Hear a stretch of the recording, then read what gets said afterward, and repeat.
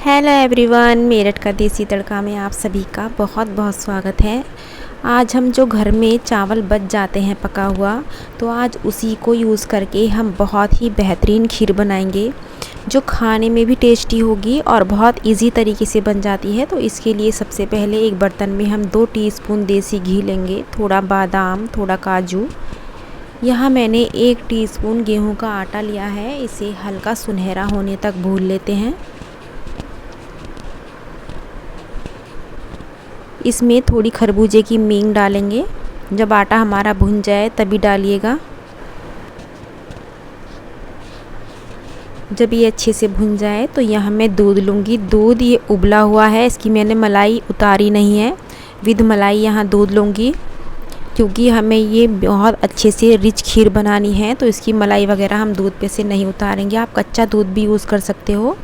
थोड़ा किशमिश, चिरौंजी, इलायची का पाउडर लूँगी, थोड़ा पिस्ता ऐड करूँगी।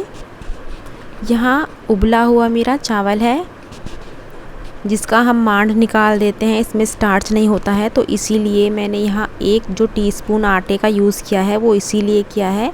यदि आप इसमें आटा भून के ऐड करोगे तो ये बहुत ही अच्छी खीर बन के तैयार होगी, क्योंकि हमने जो चावल पकाया है उसका मांड निकाल के पकाया हुआ है, तो उसमें स्टार्च नहीं होता है। यदि हम आटे का यूज़ करेंगे तो उससे खीर की जो थिकनेस है वो बहुत अच्छी बैठ जाएगी। और इसे 10 से 15 मिनट बिल्कुल सिम गैस पे हमें पकाना है।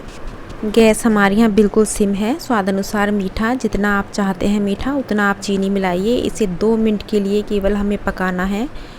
और आप पकने के बाद देख सकते हैं हमारी बिल्कुल फर्स्ट क्लास खीर बनकर तैयार हो चुकी है।